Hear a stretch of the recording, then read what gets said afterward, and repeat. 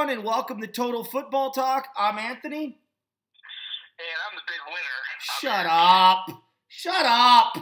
Already starting off. I haven't even gotten my friggin' coffee yet. All right. If there's going to be a long pause in here, I'm sorry, guys. It's me laughing because Anthony's not mad about the Bears and Rams game, okay? Because he called that game from the beginning of the season. I'm going to give him that. He called it. You go back to however many episodes you want, he called it. What he's really mad about is his fantasy team took a big dump. Took a big, fat, wet diarrhea dump. All right? It looks like my coffee in the morning. Made of the same I can't even say the word. Consistency. What? So that's why he's mad. Yeah. I don't even know what happens, Eric. I'm asking you live on air. Answer. It's your league. So if I win this game, I can't win third place, right? No, you're no longer in the running. So all I can do is get fourth place. That's what tomorrow's winner does. Or this week. No, that's you're playing for fifth and sixth place. Oh, wow. Okay. Well, that's wonderful. But hey, I made the playoffs for the fifth year in a row. Because English is preferred language in the country. For those of you that don't know and don't care, but I'm going to tell you anyway, I started off 2-5, and I ended up 7-6 and made the playoffs. So I'm pretty proud of my finish. A couple of free agent pickups for $1 that really paid off, but no dollar paid off more than Eric's Amari Cooper pickup. Yeah, I was actually thinking about picking him up on his first bye week. Then he gets traded, and the Cowboys have a second bye week. I'm like, you know what? Everybody's going to forget about him. So I'm going to pick him up for $1. And sure enough. Yeah, in our league, they wouldn't have traded him anyway. So nobody trades in your league. All right, moving forward. Let's go ahead and get this elephant out of the room. There's a few things I have to say to the Ramily. But Eric, your team won, and out of respect for that, take the floor. Yeah, here's what I'm going to start out with. Listen, it wasn't the greatest game ever played. It wasn't the most fundamental game ever played. The Rams looked like they didn't want to be there. And Trubisky, and I told you this, and told you this, and told you this, that I didn't like him sitting out the Giants game. Because if he plays in the Giants game and the Bears end up winning, they have a legit shot at a first-round bye. But he came back. He was off all game. He actually had one designed run after the first quarter, and he only gained maybe a yard, if that, on it. But I will tell you, if you want to beat the Rams, you play good defense and you run the ball. We've seen teams run the ball on the Rams earlier in the season. They just didn't have the defense to keep up and stop the offense. Now, the Rams aren't going to play in cold weather every single week. We know that. But what I would have done, and I'm not sure if McVay did anything like this, but they were in Detroit a week earlier. Why not come to Chicago and brace for the cold and practice somewhere for a few days and get used to it? I don't know if they went back to LA or not. Not my call. But 7 turnovers in the game. The Bears really neutralized Aaron Donald, which was nice. James Daniels really held his own on the offensive line. And I like what he had to say. He's like, you know what? I watched a lot of film on Aaron Donald. I knew exactly what kind of technique I had to use, and I thought about it every single play for every single snap. And he got help, but who doesn't get double teamed? That is a powerhouse up front. Okay, Stu got double teamed all the time when he was in Detroit. You name any great defensive lineman the last few years, and yes, they are getting double teamed up front. So Aaron Donald is no different. Now, Khalil Mack on the other side, he lined up on both sides of the ball, and he was pressuring Goff all day. And Goff looked like he didn't really want to be there, which fine. They took their loss. They licked their wounds. It wasn't the prettiest game. When Zerline missed the field goal, I kind of snickered and shook my head. And then, of course, when Cody Parkey lines up for his field goal, I literally said right before he kicked it, right before the ball was snapped, that he's going to miss it too. And sure enough, it's like, and I didn't care that he missed it too much because they were already up 9. But what I really enjoyed about the game is both defenses were playing really well, and second, the Bears stuck to the run game more than any game they've ever ran this year in any game previous. And Jordan Howard got 101 yards. I want to tip my cap. I mean, I know the Rams can unleash a good run defense, and for the most part, Howard really didn't have much room to run. He broke up maybe a couple 10 to 12 yard gains, but that was it. That were tough There were no yards. big plays. There were no big plays. I saw two passes all game go travel more than 20 yards downfield.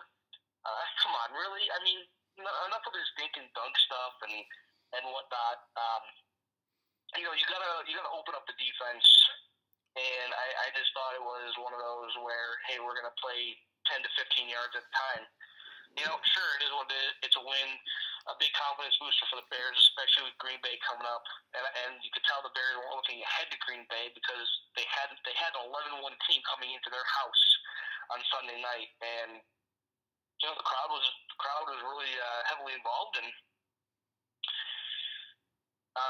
the Rams said everything right after the game. McVay took a lot of responsibility. Goff took some of the responsibility too, and he's like, they're like, it's very, very humbling, and I'm using McVay's words there, but you know what? It's a loss. They're still, getting the first round bye, and they have a couple of easy games left, and the Saints have a couple harder games left, so, this loss might not affect them all that much. So it was a good win for the Bears. Trubisky needs a lot of work, and the Rams could think themselves that they're not going to be playing in any cold weather anytime soon. So I want to say a couple things here. First, I want to address an issue that really irritates the living absolute bejesus out of me, and that is Jared Goff has a bad game, and all of a sudden, Babe Laughlin-Berg is a better quarterback than Jared Goff could ever pray to be. Now, if you think I made up that name, Babe Laughlin-Berg, I didn't. He played for the Cowboys in 90 to 91. He was the third-string quarterback in 91, and then they let him go. He was actually a backup, a third-stringer in 89, and then became the backup in 90.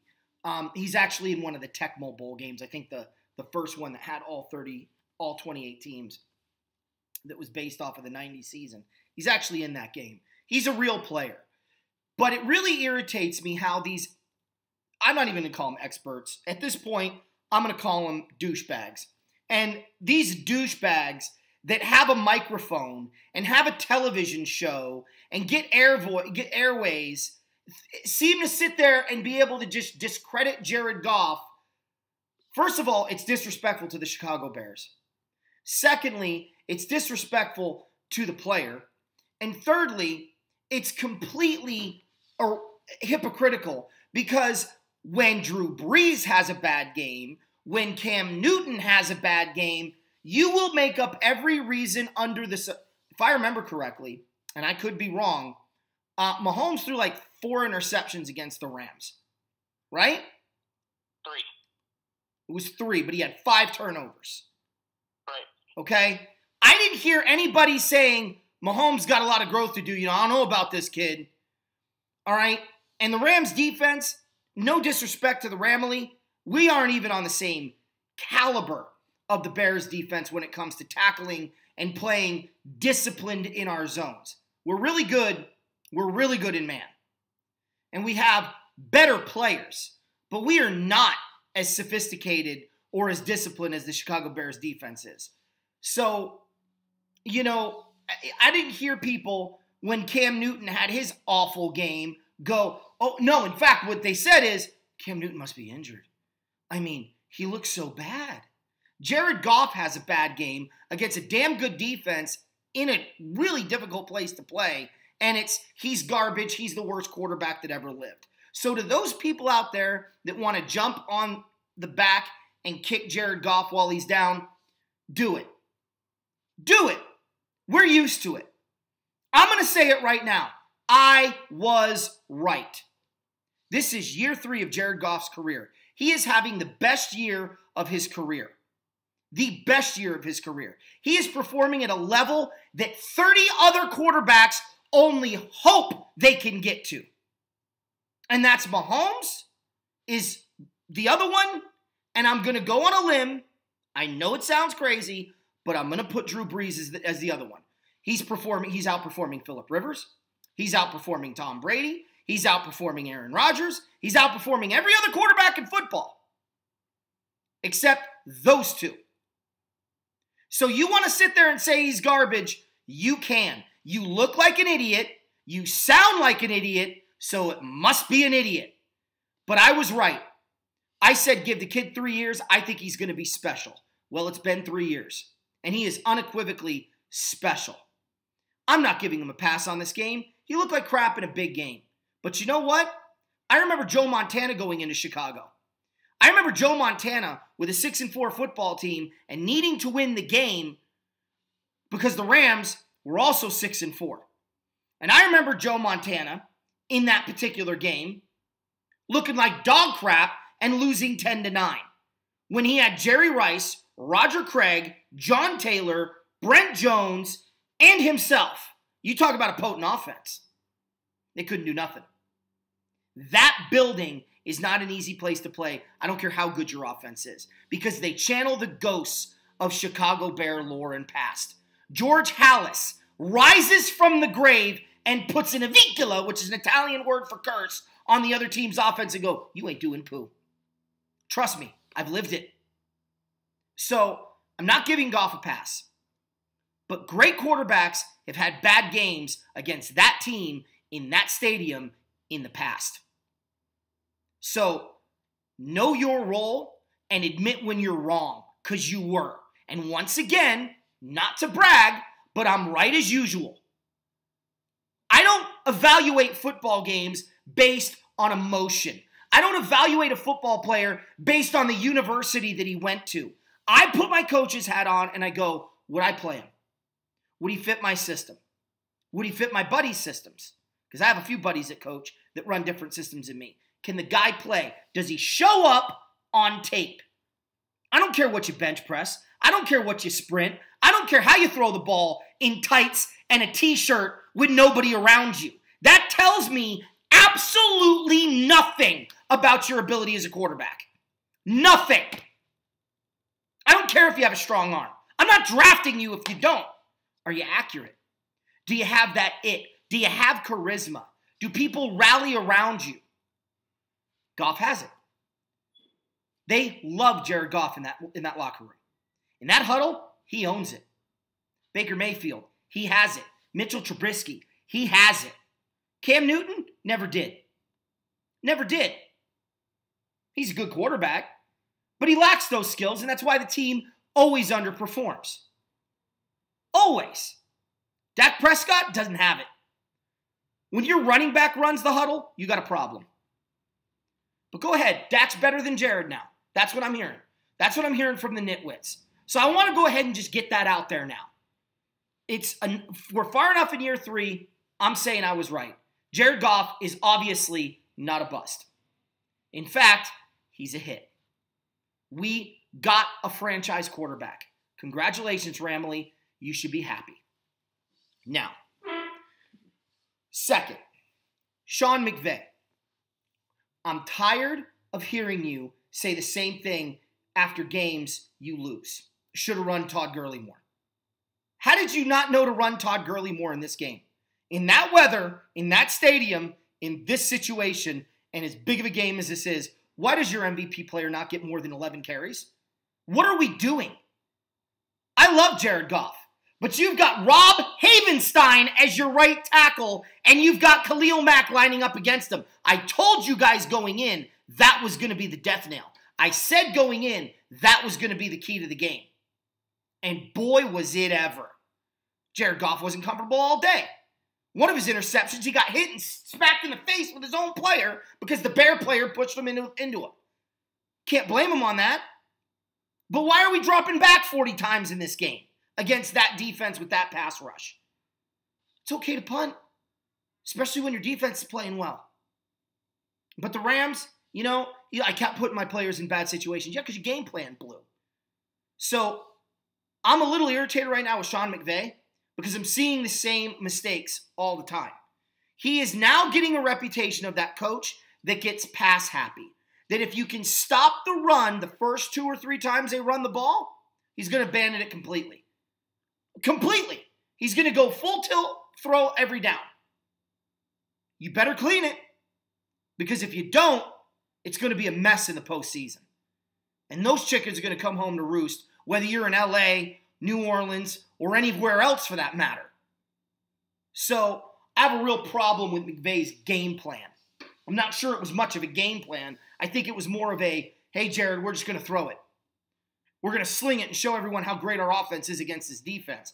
Well, you forgot half of your offense in this game. Now, to the rest of it. To the Ramily. R-E-L-A-X, to quote somebody I once knew. Relax. Okay, I saw this coming when the schedule came out. This is not a surprise. This is not a hit. We can go into New Orleans and beat the pants off of the Saints. And you know why I say that? Because we didn't lose to New Orleans. We beat ourselves in New Orleans. And we didn't have Akeem Talib.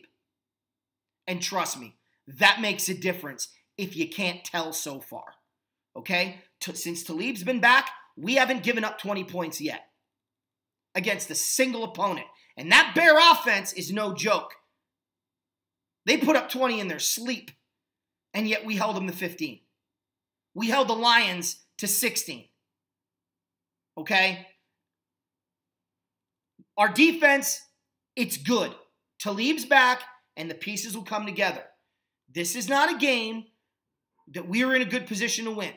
If we got out of here with a win, there would have been a lot of reason for optimism. But walking out of there with a loss, you tip your hat to the better team that day. You understand the circumstances. And guys, you're not going to convince me this isn't the best team in football. They're better than... I still don't know New Orleans. I know they lost to Dallas, and I said that 4 of their last 5 games are going to tell us everything we need to know about the Saints. They had 2 games against, at the time, I said they have 2 games against Carolina, 1 game against Pittsburgh, and Dallas. Let's see what they do down the stretch. Because I'm not convinced that the Saints are as great as everyone thinks they are. Well, so far, they're batting over. Now, they go to Carolina on Monday night, they got Pittsburgh at home, and they got Carolina at home. So we'll know all we need to know about New Orleans over the next, whether they win or lose, it's going to be how they win and how they play. But this Ram team can travel. They can go on the road, and they can win just about anywhere. And if they bring the running game, they can even win in cold weather. But we don't know because the Rams didn't do it. So my assessment is simple and to the point. I'm going to say this. The key to this game was Rob Havenstein. We need a left tackle, or a right tackle. We need a left tackle. I think Noteboom might be our left tackle of the future. Personally, if it's me, I'd like Noteboom at right tackle, and I'd like us to draft Whitworth's replacement in this upcoming draft, because he ain't going to be around much longer. Maybe 2, maybe 3 more years at the most. Noteboom is a suitable backup, and I think he'll eventually be better than Rob Havenstein ever was. Okay? But that has been a weak point in our chain for a very, very long time. And he benefits from good play next to him, and Whitworth and Sullivan able to clean up his messes. Well, at least Sullivan able to clean up his messes when he comes around. Guys, to me, that was the ball game. You had a weak pass rusher, or a weak pass blocker, against an elite pass rusher, a quarterback that holds the ball too long, against a guy that leads the league in strip sacks. I was wrong. He didn't get 2, he got 1. And the Rams recovered it. And that was in the 3rd quarter. I was still looking for 1 more, but it never came to fruition. So, tip your hat. The Bears are the better team that day. But that first one was called the safety. The second one was called the strip sack. Well, it wasn't a safety. He was just a safety, right? I mean, he held the ball too long, to be sure, on that sack. But, you know, I agree. But you got to tip your hat to the Bears. And if you're a Ram fan and you're using this as we got so many problems, relax. No, we don't. No, we don't. Eric, is there anything, I'll give you closing thoughts because it was your win. Anything you want to part here or comment on the Rams. You've been doing it all year, and you're more than welcome to. We welcome that perspective. Yeah. First season and in the game that Robert Woods went over 1,000 yards in his career. So there was a highlight that was actually good for the Rams, and that was Robert Woods. He was really pretty pumped about that. Monday, there was a tweet that was one of his goals when he got into the NFL. And I know 1,000 yards isn't what it used to be anymore, but when it's your first time, it's a big deal. A little congrats there. What to me, man, I look like Todd Gurley didn't even want to be playing out there. Like there were screen passes to him where all he had to do was really reach out, catch the ball, and do what he could. He just showed no interest. I'm not saying his heart was half there or he was disinterested in the game. Just from watching him, the body language. Like in the 30-second timeout, he was putting on a jacket because it was so cold. Okay. Anyways, the only rest that I got to say is that Trubisky's got to play better. The defense can go anywhere and they can win. The Bears have a perfect record when they hold opponents to under 24 points, and they're 0-4 when they give up 24 or more. So, it'll be interesting if that offense can get on track and they can actually resemble some sort of a 2018 offense. They can go far this year. I think next year is their big stepping stone. And I think you're going to see quite a few Bears-Rams game coming up in the future, too, because if they both finish where they are, we're going to be talking about the Rams and Bears again next year. Oh, yeah, I'm looking forward to the rematch. Hopefully this time it's in LA. And again, it was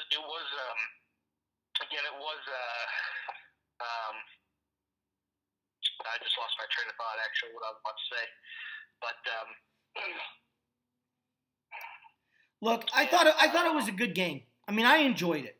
I didn't, I thought the Rams would get a touchdown somewhere in there. I was kind of on my edge of my seat, a little nerves going, because I was waiting for the Rams defense or the Rams offense to put up a quick score or two and whatnot, and it just never happened. Let's see here. Let me ask you a question, Eric. Let me ask you a question. We will be coming to your house next year, so we'll bring our defense with us. You just make sure you bring your offense. We will. Let me ask you a question because I'm really interested on this because they're my team. But what from a fan of somebody playing against the Rams? What's the mindset as a fan? Going into and during the game. Walk us through that. Well, especially there, I wasn't worried about the defense. I was worried about how they would respond to because a week before they already seen a great running back and he's only a rookie, but they saw Saquon Barkley, and it was like, okay, well, if Saquon Barkley can do that to us, and Goff right now is better than Eli right now, what's that going to do? But we're at home, which we're more comfortable at in front of our own home fans, so the crowd's going to be on our side as far as against us. So I figured it would be close. I thought there'd be a lot more points scored in the game, but I never really imagined Goff throwing 4 picks, Trubisky throwing 3, and the Rams barely getting over 200 yards of total offense. I get that. That's the outcome. But during the game, I mean, how nervous were you? Every time the Rams had the ball, were you like, oh, God, here we go? Well, when I saw, I wasn't too worried about Gurley running the ball because I figured they had a game plan to stop him, which they pretty much did. It was when Goff got time, and there was quite a few dropbacks where he did have time. And I was like, all right, who's he going to find? Because I was like, well, the Bears have 3 good cornerbacks, so, is he going to put it in this window where, it's going to be over the outstretched arm of a Bear defender? And then Bryce Callahan goes off the game, and I'm like, oh, crap, because he was doing a great job in the slot. And he actually has a broken left foot, so he's out probably the rest of the season. But then McManus came in, and McManus has been a holdover for the last few years. And he actually ended up doing a great job and had a great tackle. And as soon as, Goff started throwing more picks and the Bears were holding the Rams down quite a bit, it started easing up, saying, you know what, they really need to score quick and score often. And then when they started first getting over into 4-down territory, it was like, all right, well, I know how the Bears are in fourth down, and it's like, man, if they make this, sure, more time goes off the clock, but they got to score quicker. Like, it was just one of those things where you start to get confidence. Because you've been a Bear fan so long, or I've been a Bear fan so long, it's one of those things that are ingrained in your head, like, when's the first thing going to go wrong so everything can go wrong? Yeah. Yeah, well. And that never happened. Yeah. It was a fun game. I can tell you, I started losing confidence that the Rams are going to score much at all in this game at about after the first drive of the fourth quarter, when the Rams didn't do anything. I'm like, we're done. We're staying at 6 the rest of the game. I just knew we weren't going to get to 9. We weren't going to get to 12. We weren't going to get to 15. We certainly weren't going to get to 16. So, you're holding out hope, but you're kind of seeing the cards are playing right there in front of you. All right, I want to move on. Jets at Buffalo. I told you this is going to be a game I was kind of excited for. The future right before your eyes. It was a great game, 27-23. The Jets won it at the end. The Bills took a lead late. Bronco Nagurski at quarterback for the Buffalo Bills runs for 100 yards again. Is he at close to 1,000 at this point? That is a good question. Keep going on the game, and I'll let you know. So I'm sitting. Well, he's also missed some games, so no, he won't be. He's not gonna be close to 1,000. He's at 490. Okay, yeah, no, he's not close, but he played the whole season. He might have been. I just like the way that they're playing. Both these teams, I think, the Jets and Bills proved in this game the rivalry is still alive and well, and that the future it lies in New York, and I mean the state of New York, because Buffalo's in New York too. I enjoyed it. I mean, for what I was able to catch of the game, I thought it was a well played football game by two really good football teams. Yeah, as far as that game goes, Buffalo's defense kind of let them down at the end. They let the Jets score, or they let the Jets go down and score with little time left. So, who knows what the AFC East is going to look like after New England comes off their pedestal? But these two guys, Darnold and Josh Allen, can make it a fun AFC East once again. I think it's going to be the Giants at the Redskins. I don't know what you expected from Butt Fumble, but that was about what I expected. I turned the game off, dude. I got to tell you this story. This is all I can tell you about the Redskins game. All right, so I'm watching it. The Redskins and Giants, they kick a couple of times, and they're playing, they're pawing at each other, and I'm like, okay. And then the Giants went up the field, and I think they had a touchdown, and I left the room and, did some things, and the Redskins punted again, and I think the Giants got a field goal to make it 10-0. And I'm like, all right, it's 10-0. The Redskins are kind of playing like crap. I'm going to go to another game, and I forget the game I went to off the top of my head. New Orleans and Tampa Bay. And I watched, like, a good chunk of the second quarter, like probably 8-10 minutes of it. I go back to the Redskin game, and it's 31-0. I had to take a double take and pause it. Like, what the hell did I just – what did I miss? How did this happen? Saquon Barkley happened. That's how that happened. He absolutely made the Redskins look stupid. He made the Redskins look like Jay Gruden was their head – oh, yeah, that's right. He is their head coach. Well, he made the Redskins look normal then, I guess, because the Redskins, under Jay Gruden, have the epic end-of-the-season collapse every year, and here we go again. Credit to the Giants, man. They have not stopped playing football this year, and I credit Saquon Barkley with that, because the kid has been, I'm going to play hard. I don't care that we're going to lose every game, but I'm going to get me mine. And the players are responding to it. And now all of a sudden they're winning football games, and it's like Barkley's like, get on my back, bro. I got this. He is, in my opinion, and I'm going to probably floor some people with this statement, okay?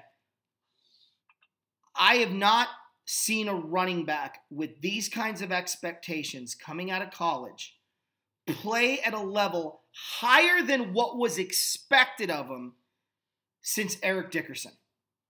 I think Saquon Barkley is the reincarnation of Eric Dickerson right now. Except I think he's a little bit better. And that's the best compliment I can give. I'm going to say something that Ram fans may not like, but I think he's the best running back in professional football. Period. There's Saquon Barkley, and then you could have the Todd Gurley, Le'Veon Bell, Alvin Kamara argument till the cows come home. Saquon's better than every single one of them.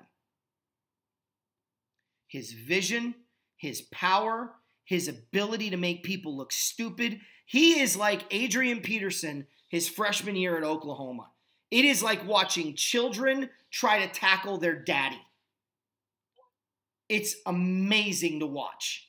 So I said it, and I'll stick by it.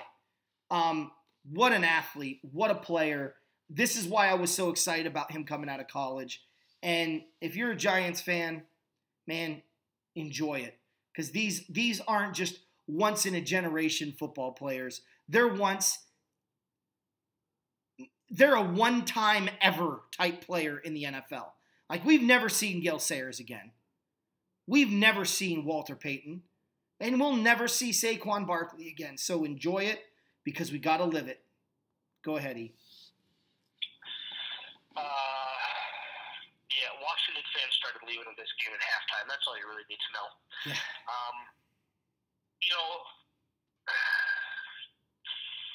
Bud Fumble, your boy. Yeah, my boy. Shut up. Another pick six. So the Redskins are going to start Josh Johnson in week. Dude, that throw. I saw that throw. Which is funny because he hasn't thrown a pass in over 6.5 years.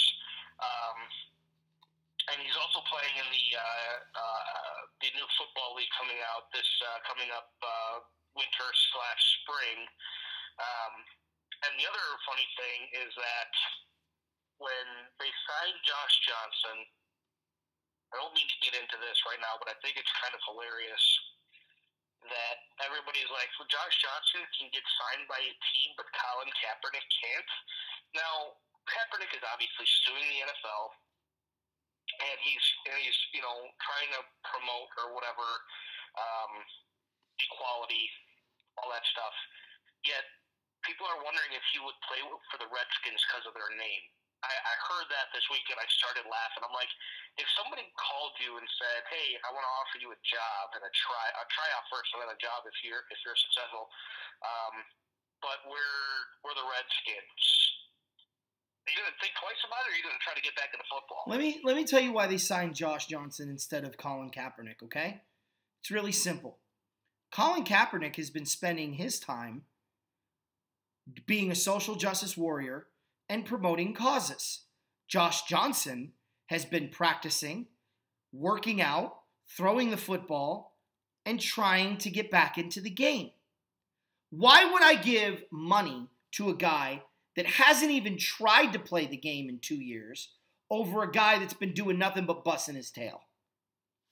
I don't know. Maybe I'm just being overly critical. People need to get off Colin Kaepernick, okay? It's embarrassing. Denver did offer him a backup job, and he turned it down. Just saying. Kaepernick? Yeah. I'm done talking about Kaepernick because he wasn't a good quarterback. Is he better? Are there 96 quarterbacks better than him in the NFL right now? Right now, yes. When he stopped playing, no. Put on the uniform. Huh? I said yes. They're playing. They're putting on the uniform. Well, I would say no when he first walked away. But the problem wasn't that no one wanted to hire Colin Kaepernick. The problem was Colin Kaepernick would not take a backup role to anybody, as he proved again this year with Denver. He wanted to be a starter. And I'm sorry, but there are 32 quarterbacks better than Colin Kaepernick. There are. So shut up. We're done with it. I'm done with it. And every time somebody gets injured at quarterback, they're going to call Colin Kaepernick? I mean... Oh, it happens every time. Right. Here's my opinion on this, and I'm probably going to get some flack for this, but I'm going to go ahead and say it. I am not going to trust a quarterback to be able to read my playbook when he doesn't even know how to read laws that he's protesting against that actually don't exist. Just saying. Okay, moving on. New Orleans, Tampa Bay, Eric. I watched almost all of this game. If I was a Saint fan, I would not be real thrilled with the win. But, at the same time, I'm watching it going, okay, when are the Saints gonna get it done? And sure enough, Tyson Hill blocks a punt, and the entire momentum of the game shifted, and back came roaring the Saints. Look, I don't care how you win, as long as you win, especially on the road. But the fact that they struggled this badly with Tampa Bay for a second time this year, I'm real curious to see how these next 3 weeks unfold. There wasn't much to say offensively for New Orleans. The defense kept them in the game. The Buccaneers didn't play poorly, but the Saints didn't play well either. And at the end of the day, it felt like a 28-14 game. When you win 28-14, it's because you're better than the other team. And the Saints are better than the Buccaneers by a lot. I don't think it doesn't surprise me. They lucked out a little bit with the rain easing up, but credit the Saints. They won a tough game against a division opponent, and that's why you can't take division opponents here. You can't take division opponents lightly. Yeah, I wouldn't say they struggled in week 1 against the Buccaneers because they did put up 40. It's just their defense struggled. Their defense struggled. Right. In this game, I'm glad you mentioned the block punt because a lot of people are pointing to that as far as a turning point in the game, and rightfully so. It was 14-3 at halftime. Yeah. It could have easily been 17-3 or even worse, and because Tampa Bay kicker missed a field goal to put them up 2 touchdowns. Yep. But credit New Orleans. They played 6 quarters of ineptitude football. And they actually finally came out and said, hey, let's actually take control of this game and let's win this game. Breeze wasn't at his best, and Breeze hasn't been really that great in the last 2-3 games. I think they're just trying to find themselves. I think they're counting their lucky chickens right now, too. But, they were able to get it done. They ended up being a better team in the second half, and, they weren't too far out of it when it was halftime. Like I said, it was 14-3, but Tampa Bay could have put another hurting on them. Unfortunately, Jameis Winston started blowing up at his own team and really. Dude, I watched that. Buccaneers in the game. I watched that, and I got to tell you, I was so irritated watching that. I mean, you have no room to open your mouth. And what the player did, I watched the play, okay? Like I said, I watched most of this game, and you could feel it. When that block punt happened, you just saw. If you could see emotion, that game defined seeing emotion. You just saw the complete shift to the other sideline. But getting back to this situation.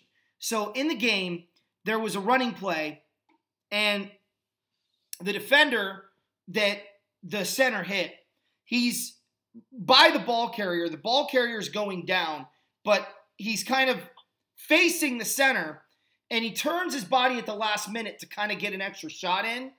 And because he turned his back, the center saw that he was taking not a cheap shot, but a late shot, and went ahead and finished the play. And hit him in the back, and got the penalty. I didn't think it was, I thought it was a borderline penalty. I could understand them calling it. It would have been fine if they didn't. It wasn't a big deal. They were punting the ball anyway. And it was only a 10-yard penalty, which basically put them a couple yards behind where they originally were to begin with, because that was on a 3rd and 10. What irritated me about it is that he's going after his own player on the sidelines like he's some kind of a vocal leader.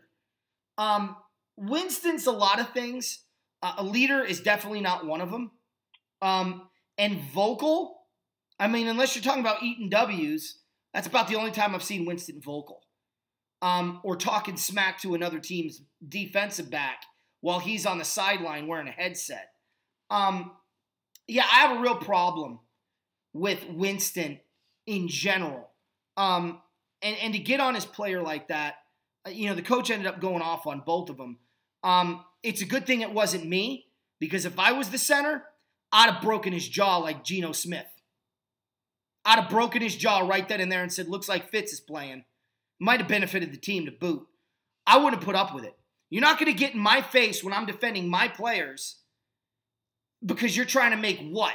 You're trying to make a statement as if you're some kind of a leader? And don't get on me unless you know what went down, because you don't know what went down.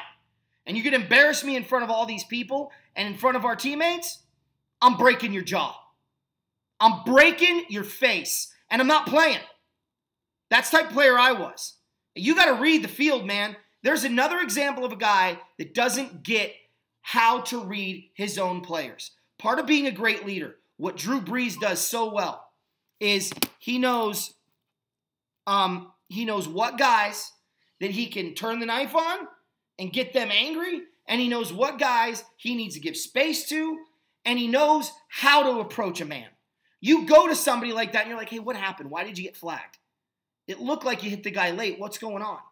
You don't come at him like you've got some kind of a problem or a beef and you're going to show that you're the leader of the team. First of all, they don't even respect you, dude. They don't even respect you. They want Fitzpatrick at quarterback, not you. You got to understand that and try to win them over. So just Winston's got to go. He is such a garbage quarterback. It's pathetic.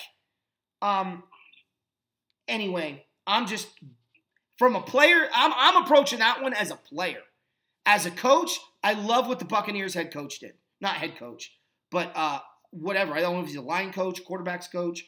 I don't know who he is. I just know he's one of their coaches because he was a coach. You know what a coach looks like. And he was all over Winston, and he was all over the center and basically tell him to knock it off. And it worked. They scored a touchdown on the next drive to go up 14-3. So, but when you got that kind of stuff going on the sideline, man, it's bad news. You know you're a bad football team. Anything you want to add, E, before we go to the Patriots-Dolphins? No, let's go to South Beach. Okay, so before we go to South Beach, I want to talk about the real team in the New England area.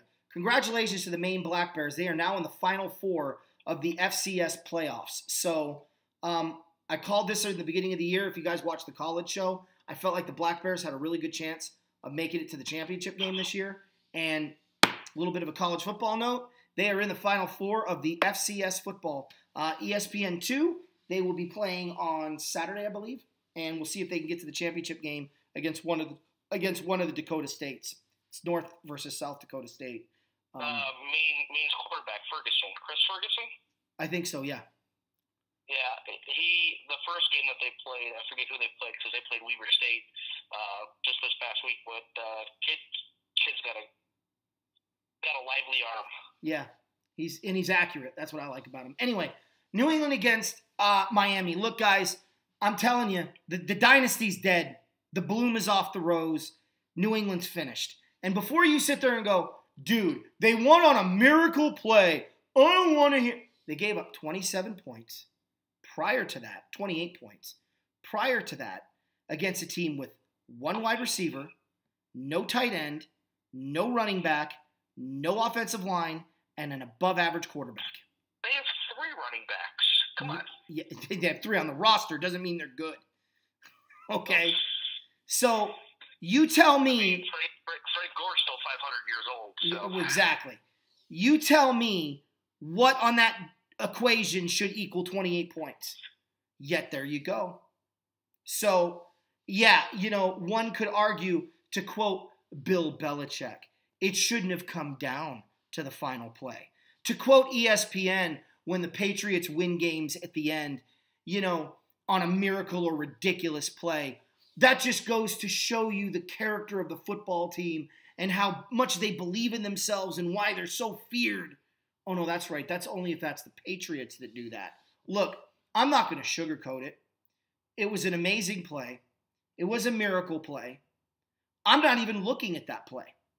I'm looking at the fact that they went to South Beach against the Dolphin team that may be one of the worst teams on paper the Dolphins have ever fielded in their history. And they put up 28 points on your defense. The dynasty in New England is dead. And this game should have ended with a Dolphin victory with how well their offense played and how bad the Patriots' defense was. This was a fitting end and a rightful outcome to a game that had no business getting its justified ends. first, Gronk should never have been on the field for that last play. I mean, Tannehill's not throwing at 61 yards. We all know that, or 69 yards, because that drive started on the 31-yard line. What I'm worried about is the Patriots outthought themselves yet again. I'm not gonna give all this credit to New England, but how do you not go for two after Gostkowski misses an extra point? How do you not throw the ball away, Tom Brady, when you're down inside the 5-yard line and you cannot take a sack because the clock will keep rolling? Yeah, you take a sack and you miss out on 3 points. And Gostkowski missed a field goal in the game too. So they had plenty of miscues that can go around from first quarter to the fourth quarter. But give credit to Miami. Tannehill gutted out an ankle injury, came back and helped this team win. Brandon Bolden, who is seldomly used, scored 2 touchdowns running the ball. Drake was great on that lateral play. And that's what happens. Miami owned the New England in Miami. The Dolphins have won 5 of the last 6 games against the Patriots down there. So, just goes you to show, like, don't matter when they play.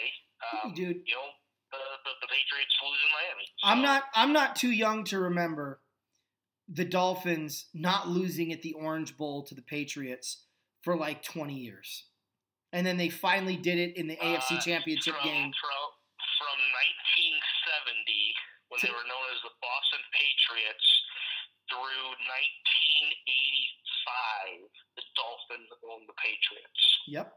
And then they won in the Orange Bowl 2 years in a row, 85 in the AFC Championship game, and 86 in the final game of the regular season to get into the playoffs. So, the Dolphins owning New England in Miami is not foreign to me. And it goes back to the Ram game, one of the reasons I picked the Bears. The Bears own the Rams in the all-time series. There's got to be something to those numbers. It's like the Rams. Every time they played the Cardinals, it didn't matter how good the Rams were and how bad the Cardinals were. It was going to be a tough game. It's like the Rams against the Giants. Bank on the Rams winning that game almost every time they play. The Giants may win a few here or there. They may get on a win streak, for a short period, but in the end, it's going to right itself. And here we go again. So, it's just some teams have the number. So I have a question. Baltimore at Kansas City. Do you believe me now? Do you believe me now when I say that Jackson is not the savior? That Jackson is a long way away from being a good quarterback? Can we please play Joe Flacco the rest of the season now? Can I say one thing before you continue? Don't tell me that they lost in overtime because he played pathetic the whole game. Joe Flacco won't see the field again. Well, then here's the deal. Baltimore will not make the playoffs. They will not make the playoffs this year. So you have 2 options. You can play Flacco and have a puncher's chance. I'm going to go one further and tell you this. Baltimore is going to win their next game versus Tampa Bay. They're going to lose their next 2. Pittsburgh's going to lose their next 3, and the Browns are going to win their next 3. Guess who wins the AFC North? The Cleveland Browns. You ever thought you'd hear that? That's not going to happen, Eric. You ever thought you'd hear that? The fact that the Browns are still relevant is amazing, and we'll get to Cleveland in a minute. I want to finish with this. Look, this is how the Rams would have played against the Bears if it was in LA. I want to make that clear. The Rams have a similar outcome and score against the Bears if the game's in LA. Kansas City had the advantage of getting Baltimore in their building. And as good of a defense as Baltimore has, man, that home field makes a difference when you can vary the snap count and you can minimize the pass rushers. Stop it. No. Stop it. No. I'm telling you, that's the truth. No, it's not the truth. Okay. Why isn't it the truth? Let's hear it.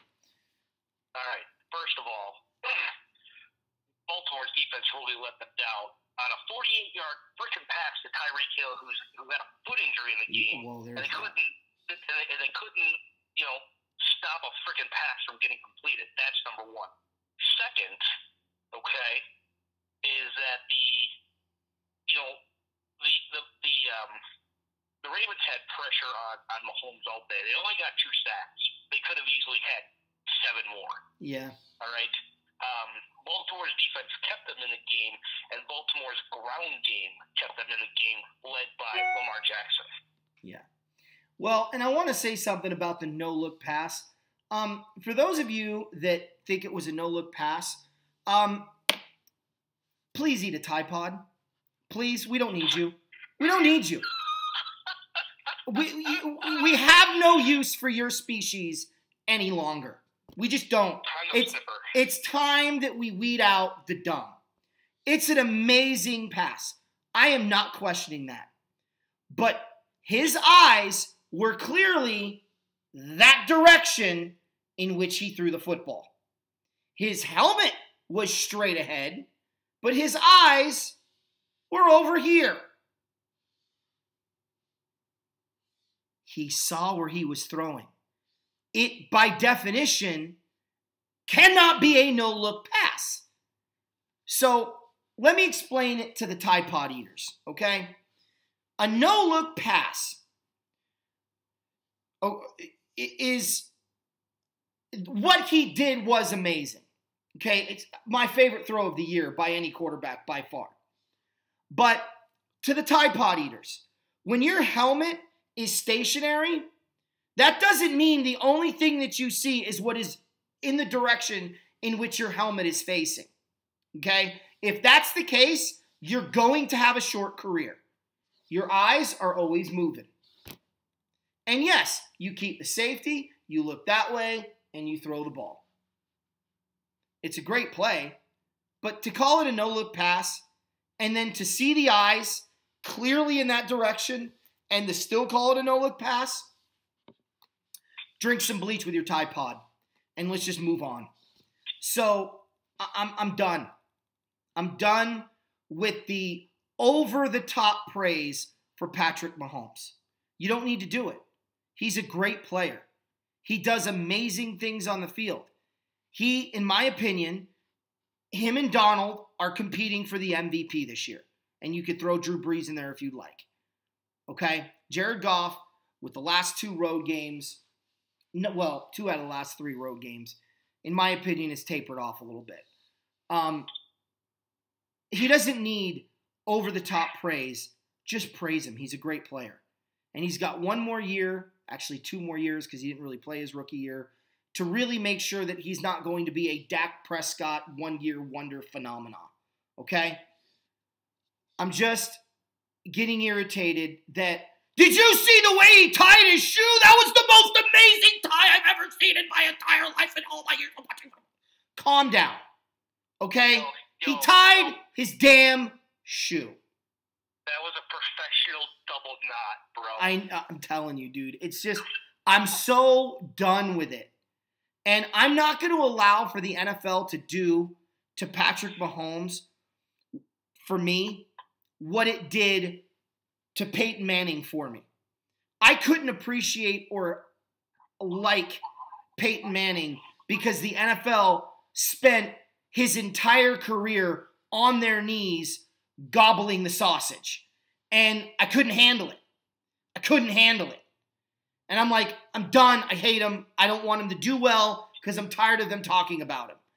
And I'm not going to let them do that with Patrick Mahomes for me because he is a phenomenal quarterback and he should be appreciated for what he's doing on the field. But it is getting old. And then, God forbid Jared Goff has a bad throw. Oh, throw him in the dumpster. He's a piece of crap. Worst quarterback in the history of professional football. Bring back Tony Banks. I'm done with it. It's just annoying. So. Dieter Brock. Dieter Brock. I'm not going Dieter Brock. That was an embarrassment. Frickin' 24-0. And they referenced that game too. Anyway, guys, I know I'm going off on probably some pretty epic rants here, but hopefully you understand my irritation. And this is going to be a really long show. Indy at Houston. Great game. Colts played phenomenal. Somebody needs to teach the Texans how to defend T.Y. Hilton because I'm going to rename him T.Y. Houston Hilton because he owns them. They might as well rename the stadium T.Y. Field because he owns the Texans. I don't know who the owner is. Well, I do know who the owner is. It's T.Y. Hilton. It's not whoever they think the owner is. It's T.Y. Hilton. Can I say that anymore? Unbelievable performance by him. Unbelievable performance by the Colts. And another I told you so moment. Look, I went 8-8. I can't really sit here and say I had a great week. But the ones that I was really sure of, I was right. And these were games I was really sure of. And credit Houston, they made a game of it. It's going to be a fun rivalry to watch down the stretch, E.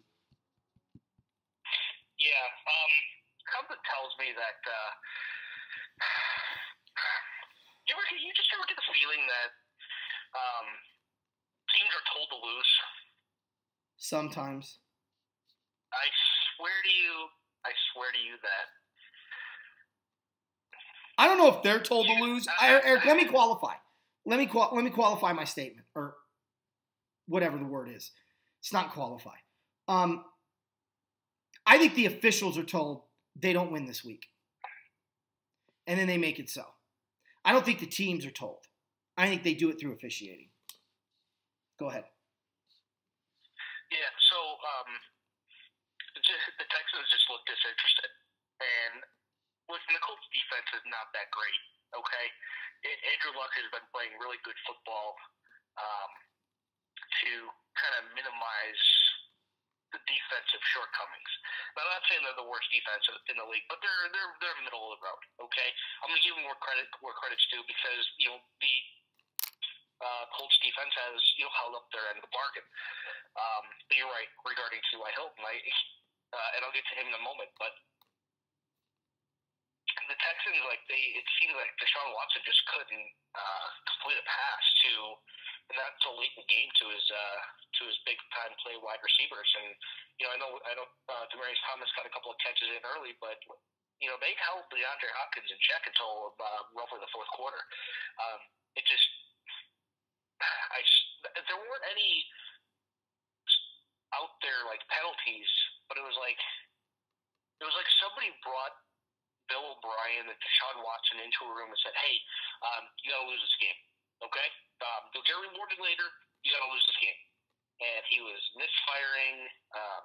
The Texans' leading rusher was Watson with 35 yards, and it just seemed like, you know what? Hey, we can learn more from a loss than if we continue our winning streak. And if the Texans put in any forth of that effort, right now they'd be the number 3 seed.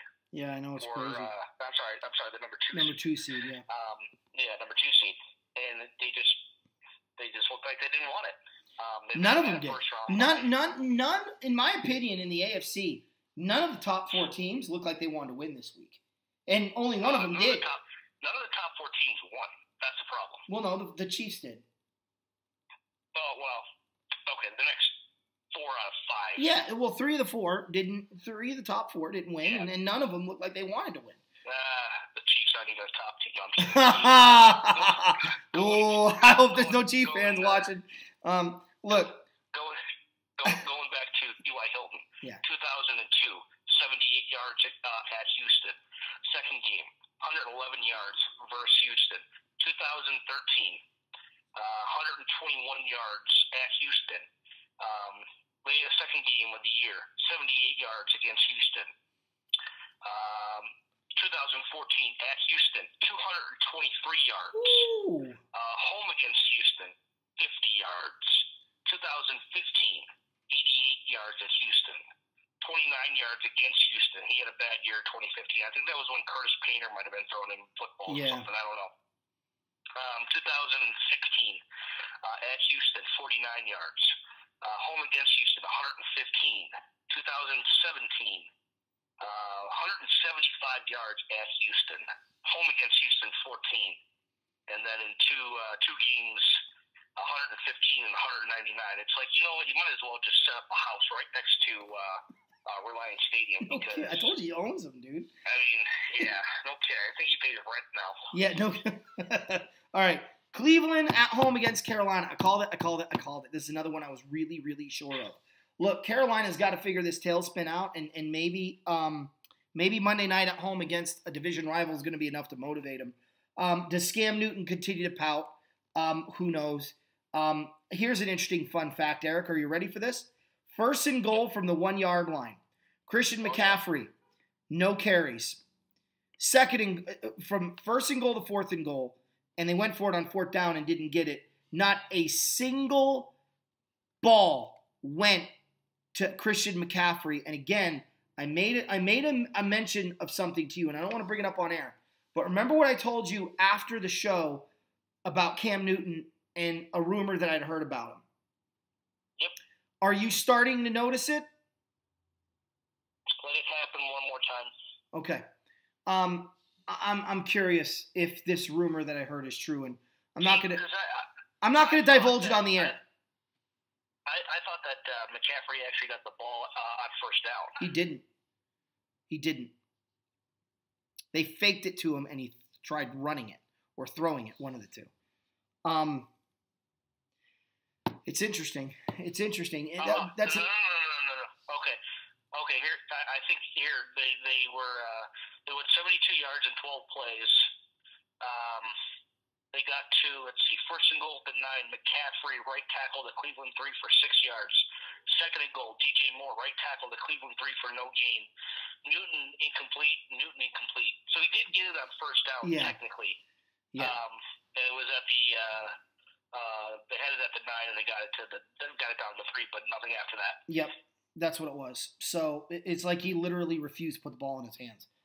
All right, a couple things that I want to make note here. Browns look amazing with Greg Williams, and you know, I don't know how you change this dynamic on the Browns with the success that they've had with him as coach. The players seem to respond to him; they love him.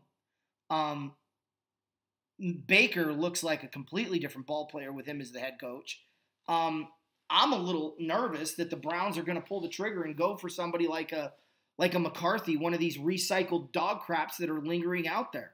I wouldn't upset this apple cart. I mean, I give a real interview, to a minority to appease the Rooney Rule, and yeah, if I got blown away, I would hire him. By the way, fun fact, Cleveland, do yourself a favor. If you're going to, because you have to utilize the Rooney Rule anyway, go find Jerry Gray and interview him. The man deserves a head coaching job in the NFL.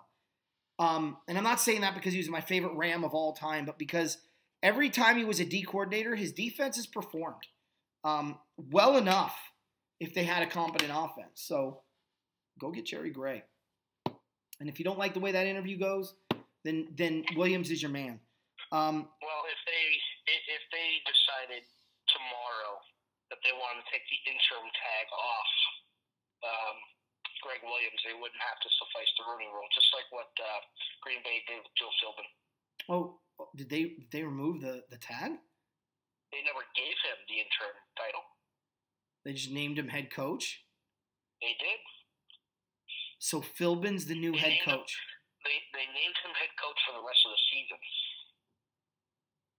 but they never used the title interim. Yeah. Well, we'll see what they do. Speaking of that, I guess the Falcons read the rule book. Section 2. Hold on. I want to touch base on Cleveland really quick. Love what they're doing. Very, very, very slim outside chance of even playoffs this year, but they're getting close. They could make a step in 2019, but I think 2020 could be a big Browns year. Jarvis Landry finally made some noise doing what he did, and he just missed a third touchdown on a pass too. So he was being utilized in 3 different ways: as a runner, as a receiver, and even throwing a pass out there. But boy, oh boy, what has Cleveland done since they have let Hugh Jackson go? It's amazing. Dude. What their offense has done, what their record is. I probably would have let him go after the 0-16 season, but if I would have done that, probably the whole coaching staff would have went, and you never know what would have happened with Greg Williams and Baker Mayfield then. Dude, I got to tell you this. You look at Cleveland's schedule the rest of the way. Denver next week, or this week. Then they've got Cincinnati at home, and then Baltimore in Baltimore. I don't think winning out is out of the question here. I'm telling you, if they won out and Pittsburgh lost out, and Baltimore only won one of the next two, Cleveland would win the AFC North. It's not that hard to fathom. Now the game in Baltimore is going to be tough for them. Well, Eric, they don't even need to win the North. They don't even need to win the North. If they win out and they beat Baltimore, maybe Baltimore has to lose 2 more games. They'd have to lose 2 more games to be 8-8, right? So, yeah, they'd be 8-8. But if one of those losses to Cleveland, and they could lose one of the next 2 games, they might be able to slip in there as that wild card team, depending how the rest of the conference does. Because they're not that far out now; they're only a game back. Well, they could, because they also have that tie, which works to their advantage. Right. That's what I'm saying. So they would have to beat Denver, okay, which they would leapfrog over them. Tennessee is injured. They would have to leap over. They would have to leap over Tennessee, Miami, and Indy to get into, or Indy or Baltimore to get into that 6th spot. Which I think they will. I think they could. I should say. I don't think it's out of the realm of possibility. We'll have to wait and see.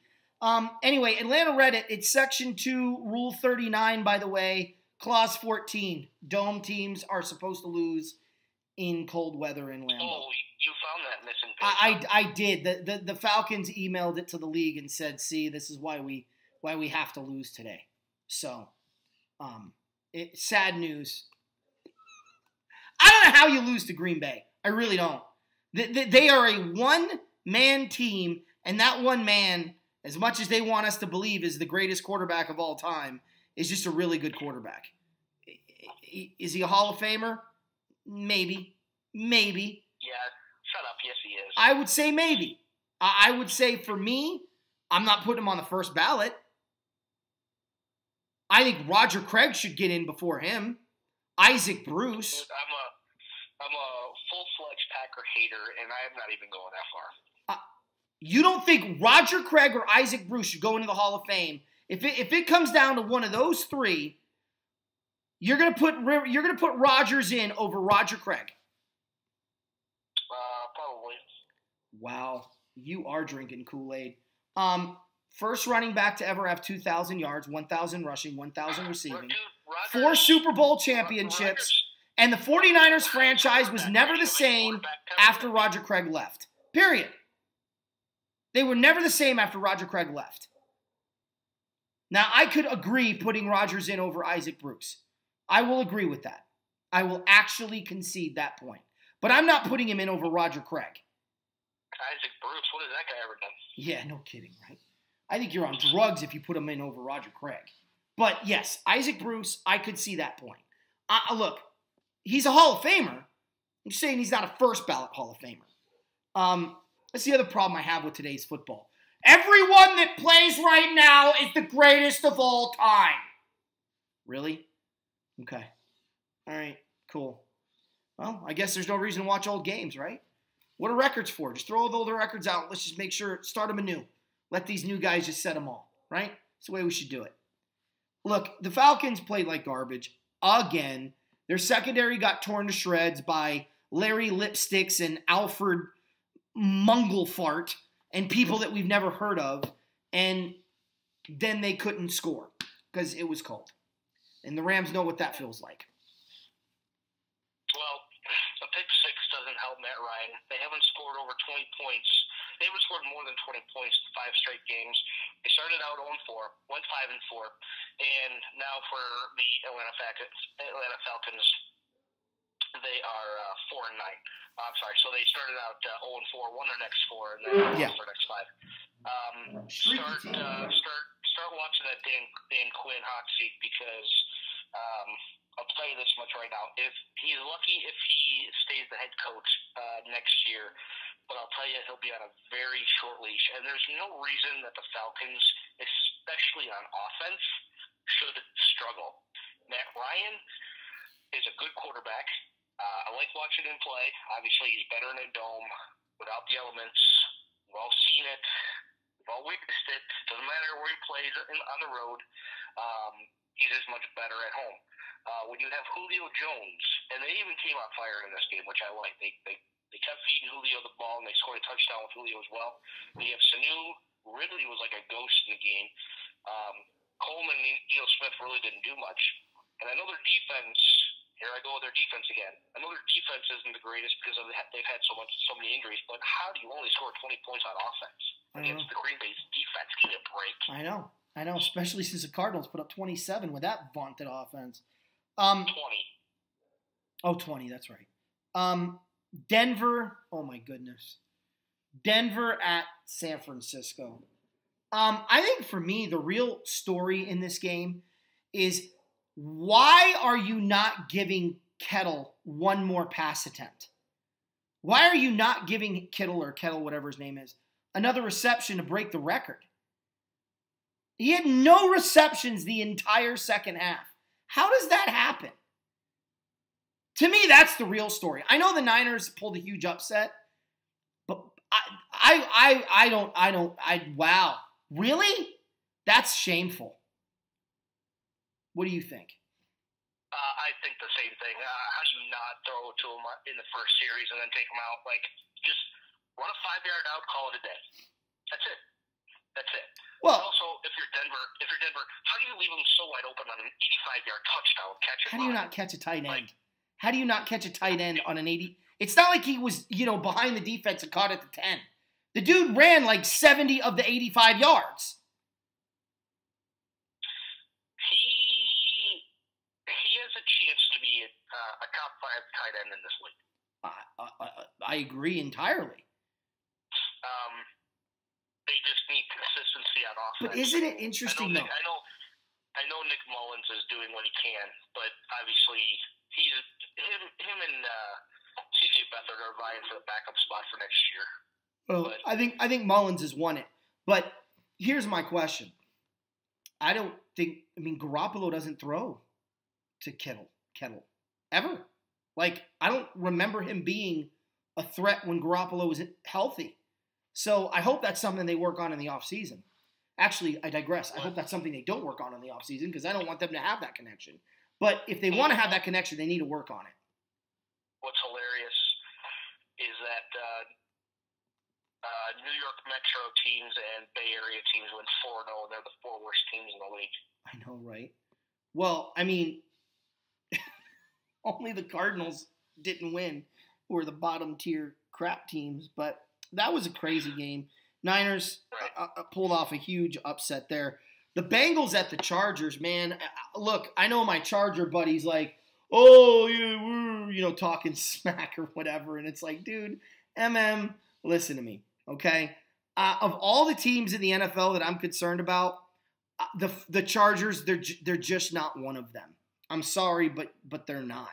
I would love to play you in the Super Bowl. If I could handpick an AFC team to play in the Super Bowl, I would say it would be one of the 2 wild card teams, and that includes you. You will be a wild card team, although maybe not. I'm going to get to that later. But, I would love to play any one of those 6 seeds and San Diego in the Super Bowl. I think San Diego would be a fun game, but I think at the end of the day, I think the Rams would get the victory over the Chargers. And I don't think it would be all that different from the 35-23 victory that we had. I remind you, Akeem Talib went down in that game, so we didn't have Talib for the full 4 quarters.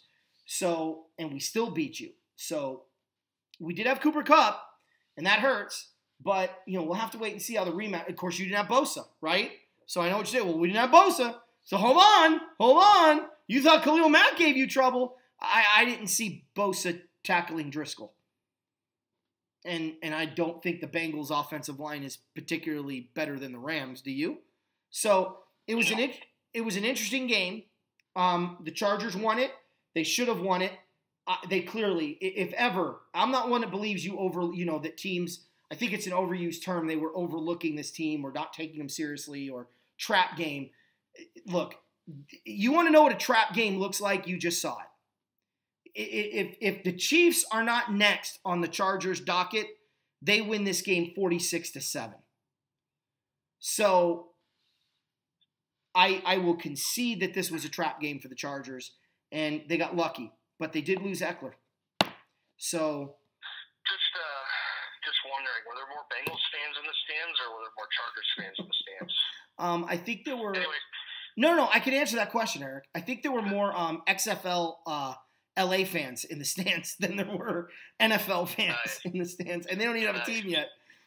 Nice, Tommy Maddox, baby. There you go. And then forever. Listen, I know you're all up high on the Bolts, and you should be. I just read your post, like how the Rams are gone out on Monday or whatnot. I was actually kind of chuckled when Anthony was talking, because I wanted to see how many posts there were on the YouTube message board for that game. But see, the problem with Anthony saying that the Rams and Chargers are going to play in the Super Bowl is that he's going to do it on Madden franchise. You're the one that picked it, jerk. And No. You're not getting away with that. You picked that game. It's going to be the Bears and Chargers. Oh, now, shut up! Oh my God! 94 all over again. Oh my God, dude, my brain hurts. You're so dumb. Okay. Did you just take a Tide Pod break? Hold on. Yeah, I got the Minty flavor.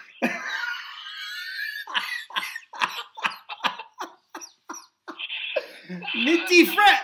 Is the blue good for you?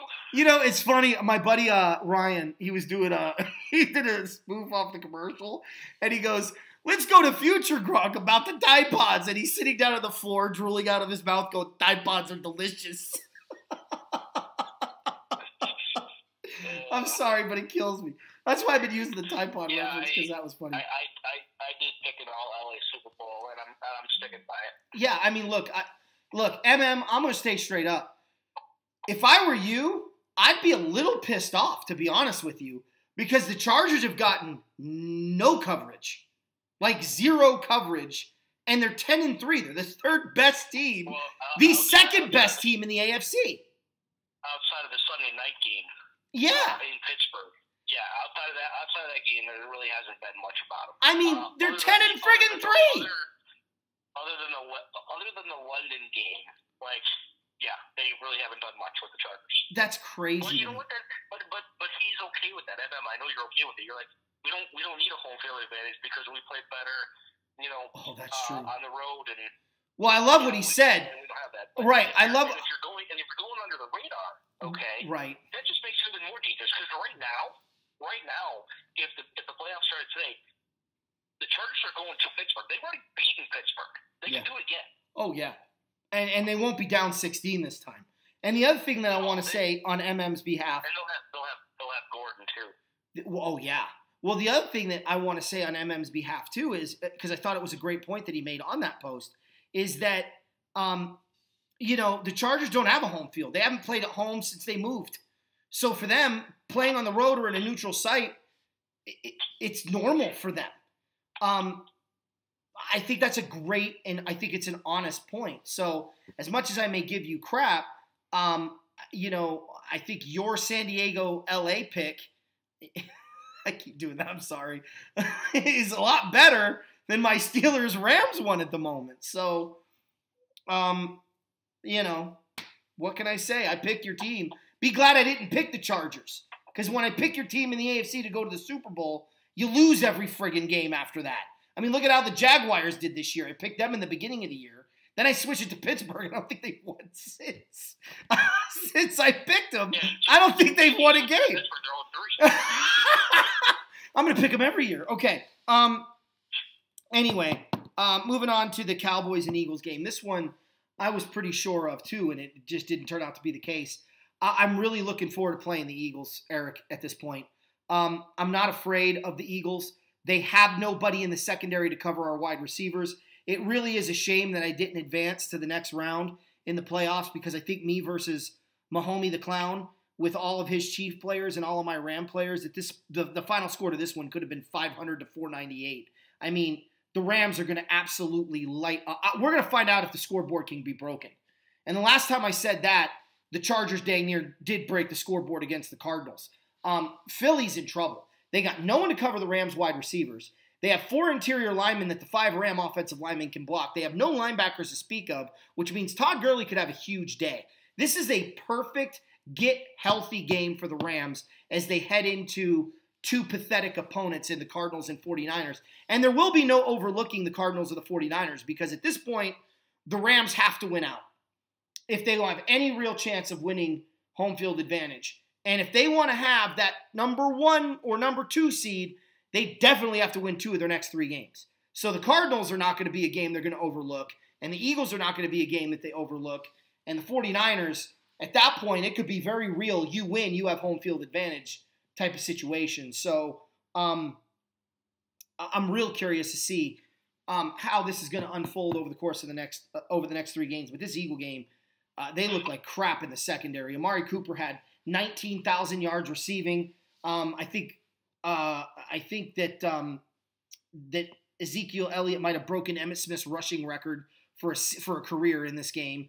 And at the end of the day, Dallas, I mean, I know it was close. I think it went into overtime.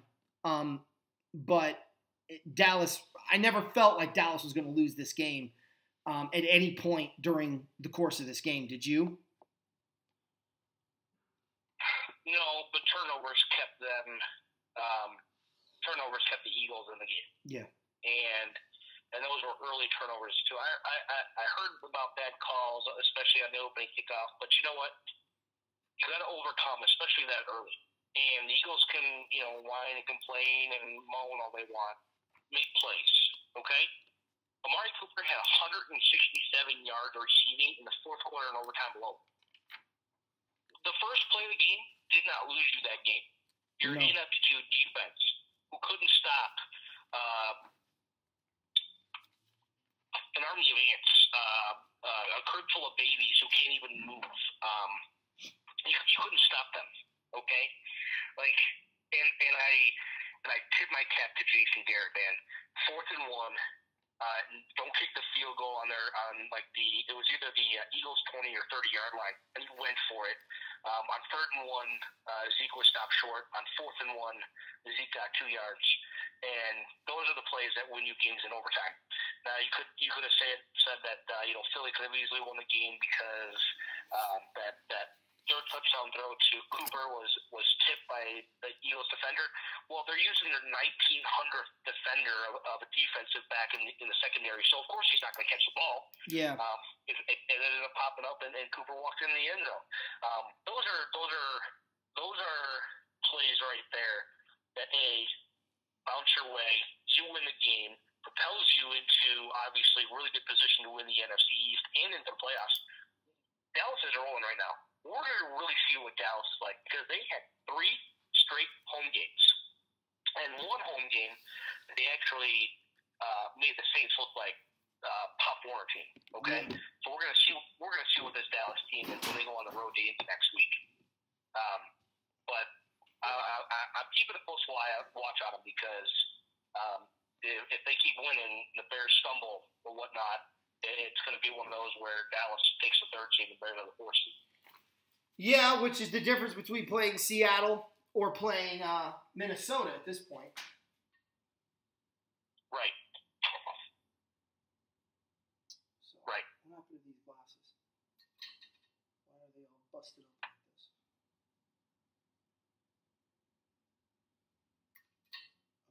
Okay. Cardinals, Lions, go. Darius Slay with a big Detroit defensive touchdown. Whoever picked up the Lions' D probably reaped the benefits. You ever know anybody who picked up the Lions' D? Shut up! Shut your mouth!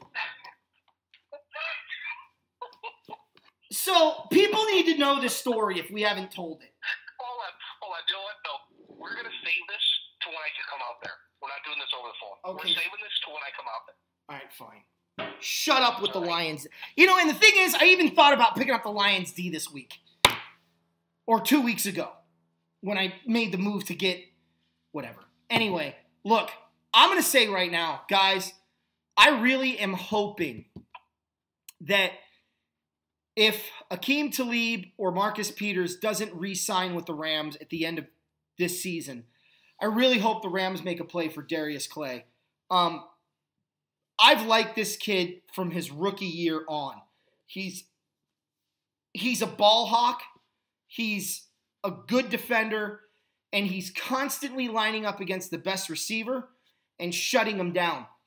I was I was yelling at the TV because all Fitzgerald needed was one reception to break the record. And, for most receptions with one team in a career. And I'm sitting there like, why is he not getting the ball? Why is he not getting the ball? Why is he not getting the ball?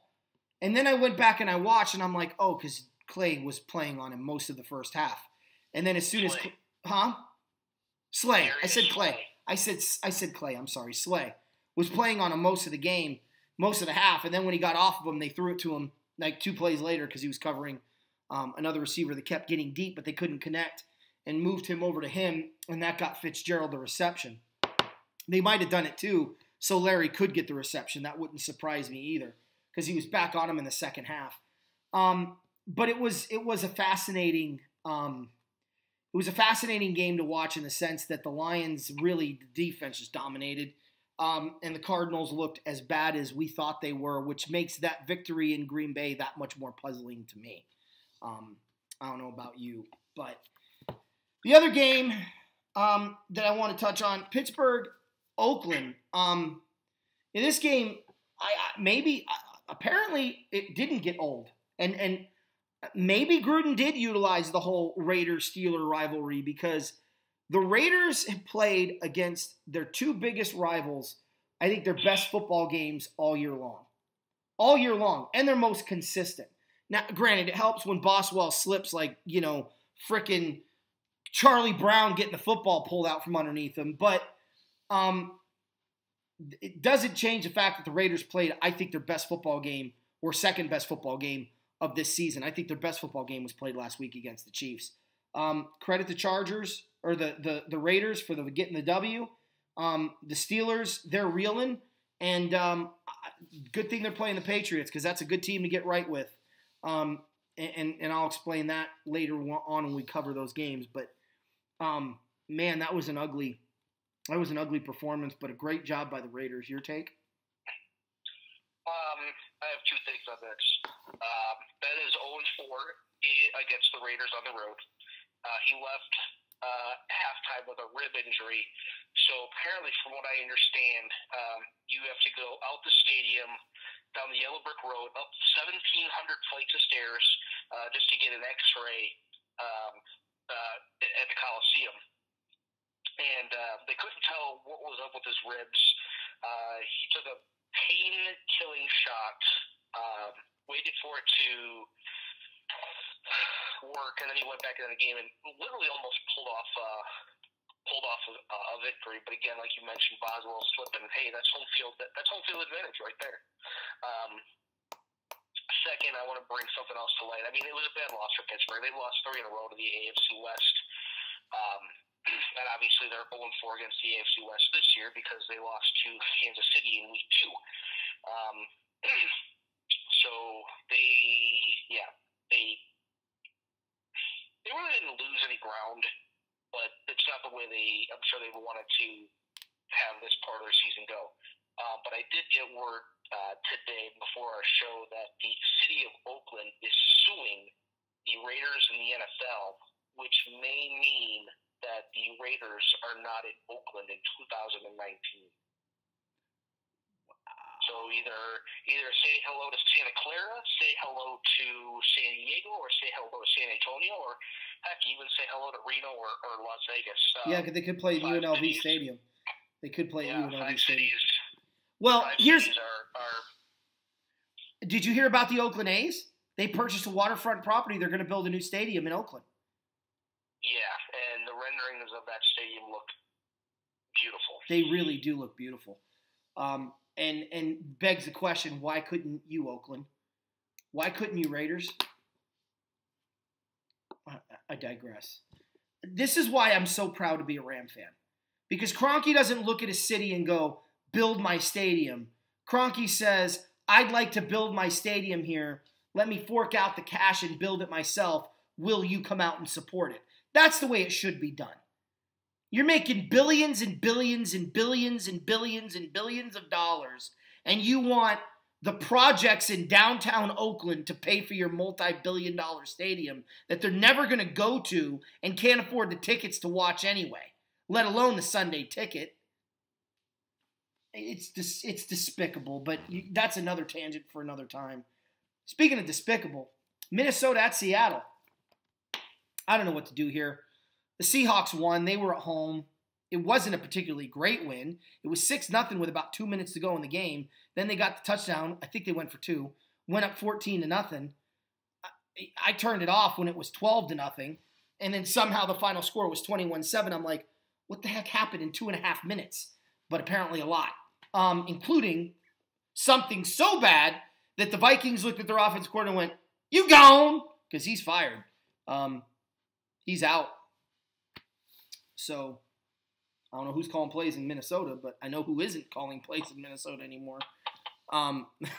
So, Eric, your take. That was an atrocious game. The uniforms? Well, at least you know who Seattle was when you were watching. Dude, people in space knew who Seattle was in that game. Russell Wilson had 72 yards passing for the entire game. Wow. But I'll tell you why I was right about Seattle beating Minnesota. Because Kirk Cousins. Oh, here we go. Kirk Cousins is 0-7 on Monday Night Football history by a starting quarterback. He is 0-5-1 this year. Vikings teams with a winning record. Career record on the road versus winning teams for Kirk Cousins? Yeah, he's 4-14-1. Guess what Kirk Cousins can't do? Kirk Cousins can't put a franchise on his shoulders and take them to where they need to go. Sorry, just it's not happening. I know you're high on Cousins. I'm starting to really sour on Cousins. Maybe Washington made the smart decision. Maybe. I don't know, but $84 million for a quarterback, pretty much fully guaranteed if it's not all guaranteed, and you get your offensive coordinator fired. But that tells me it's not really Cousins' fault. To me, it's more front office and Zimmer, and then DeFilippo. Because somewhere, sometime, during the course of the season, you two got off the same page and didn't work anything out. Yeah. And that's your fault. And you know what? I'd rather have that somewhere else, because I've seen it all too often, at Hallis Hall with the Bears. Yeah. And it's about time that it's gone somewhere else. Green Bay this year, Minnesota this year, everywhere else, and it's just like, finally. However, because of that defensive performance by the Bears, we're going to lose Vic Fangio, and I wouldn't be surprised if he goes to one of those teams where, they're going to be firing their head coach. Yeah. Tampa Bay. I wouldn't be surprised if he goes there somewhere. Yeah. But it just, DeFilippo couldn't even last one season as an offensive coordinator. Mike McCoy couldn't either.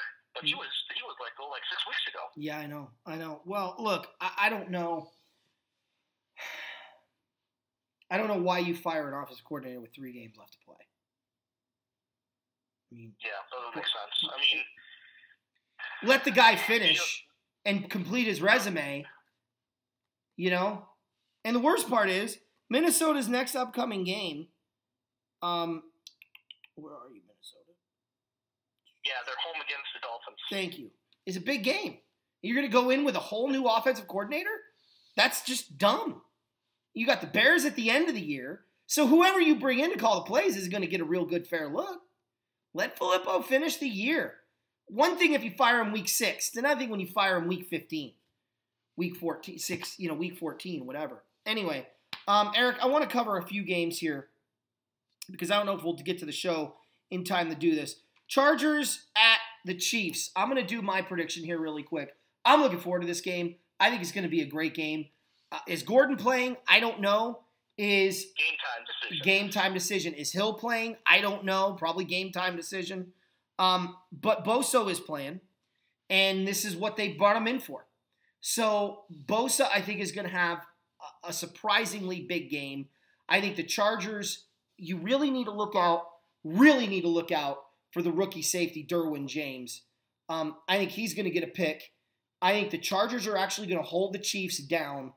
And I can't believe I'm saying this, but I actually think the Chargers are going to pull the upset here. I think they're going to win this game. I think they're going to win this game 30-27. I think it's going to be nip and tuck the whole way through.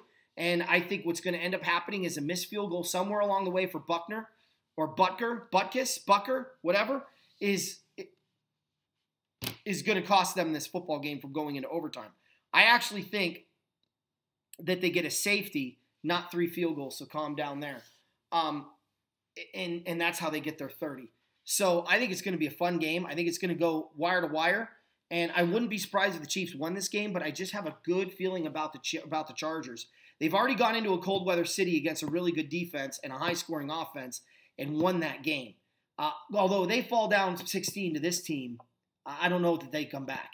So I really hope they bring their A game, because that will definitely make the stretch run very interesting, because the Kansas City Chiefs have to go to Seattle next week.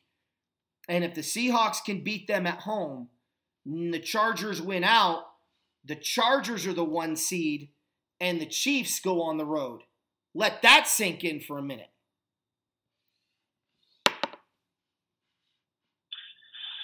All right, my minute's up. So I think Kansas City's only saving grace is that they beat the Chargers in LA week 1, 38-28. Mahomes had a good game. Less yards than Rivers, but but Mahomes did have 4 touchdowns.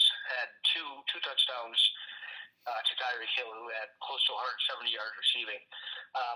I think Hill plays, but I think he's going to be used more as a decoy. May only get a few catches. I think the foot is going to bother him a little too much, because there's not enough time for him to rest his foot. So they're going to rely on Travis Kelce and Chris Conley.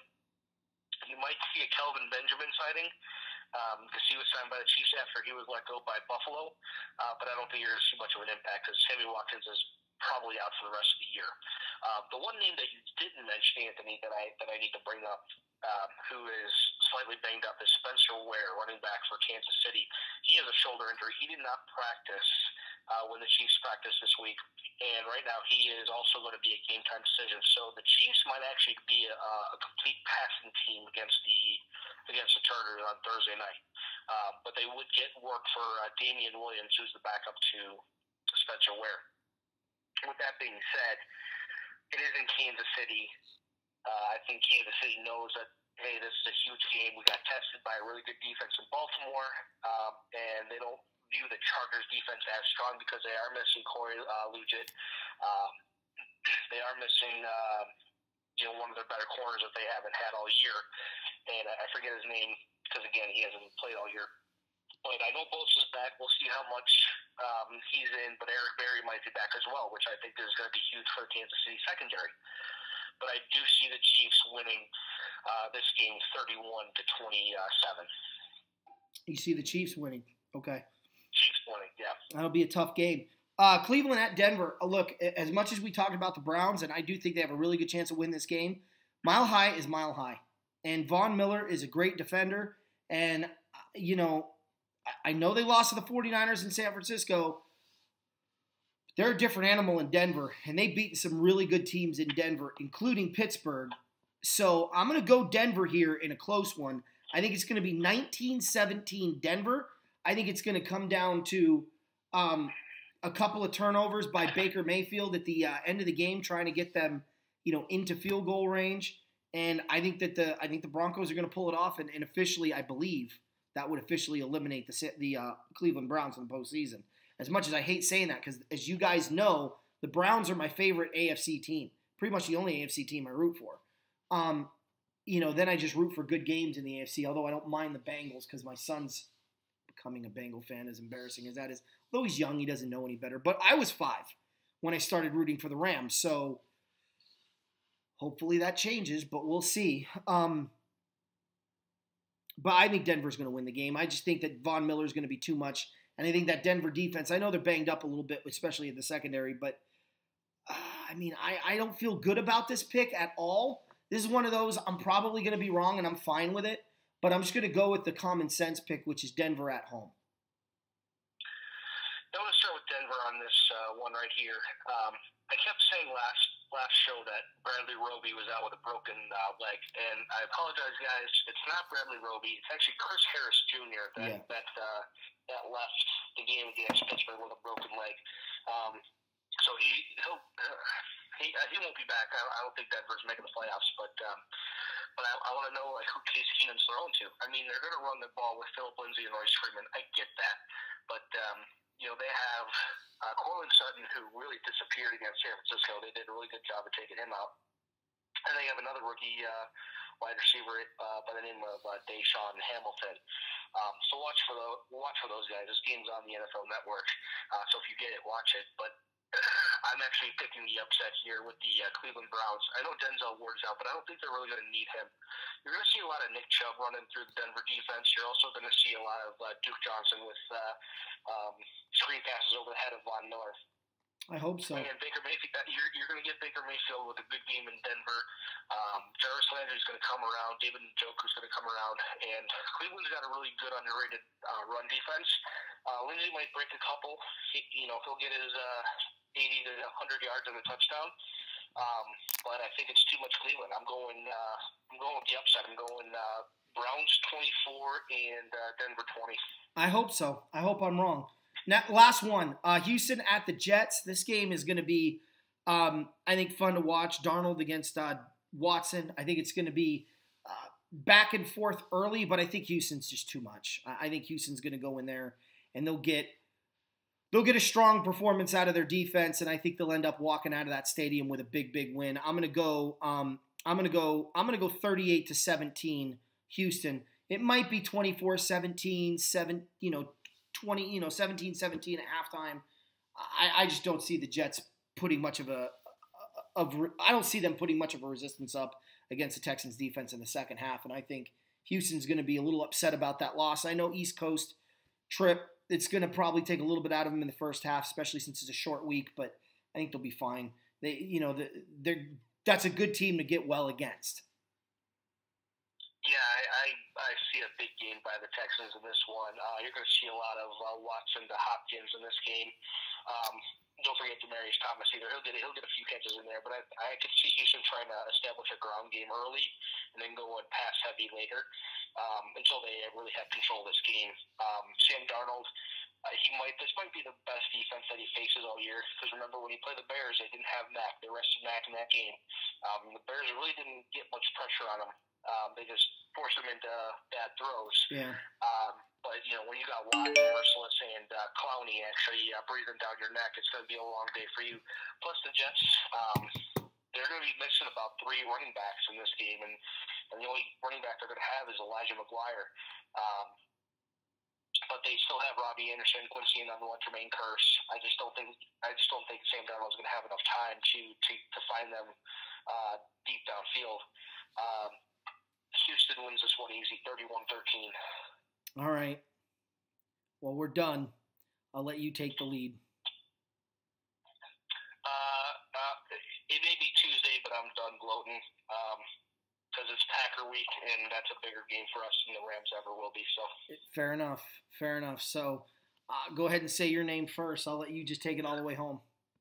I'm Eric. I'm Anthony.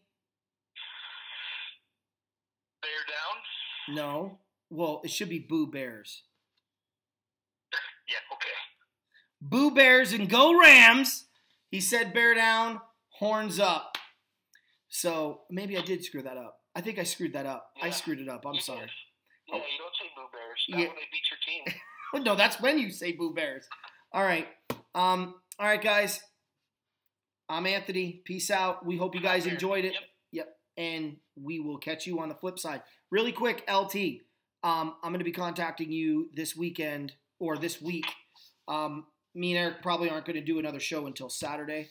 So look for me to call you sometime this week about maybe working something out for maybe Sunday's game in the afternoon before the Rams play. Anyway, thanks for the subscriptions. Click the like button. Keep the comments coming. And we'll see you next time.